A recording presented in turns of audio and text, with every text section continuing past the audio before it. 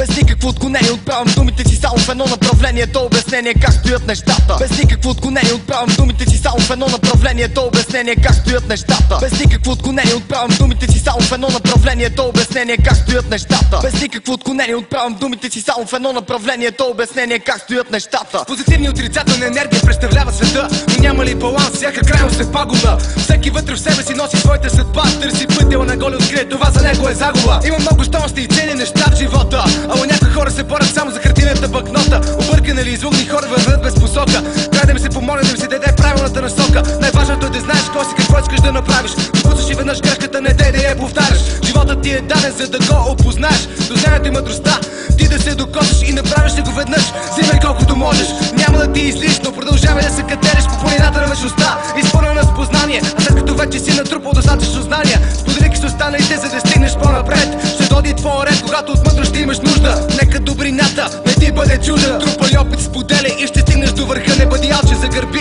егоизма и страха. Използвай добрините, за да неутрализираш врага.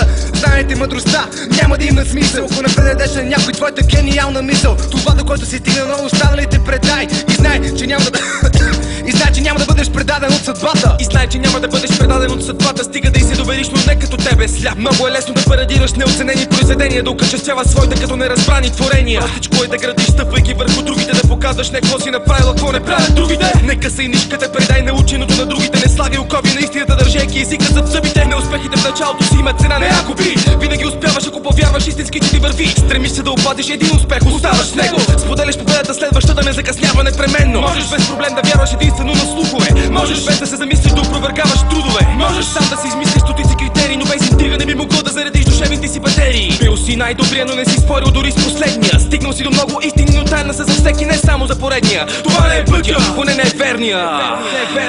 А блажен е този, който търси, не който смята, че е открил концентричен дум. Не чака, ако смяташ, че си се развил. Аз не съм, но съм сигурен, продължавам. Ако е така и с теб, знай, че няма да бъдеш предаден от съдбата. Без никакво отклонение отправям думите си само в едно направление, то обяснение как стоят нещата. Без никакво отклонение отправям думите си само в едно направление, то обяснение как стоят нещата. Без никакво отклонение отправям думите си само в едно направление, то обяснение как стоят нещата. Без никакво отклонение отправям думите си само в едно направление, то обяснение как стоят нещата. Окей,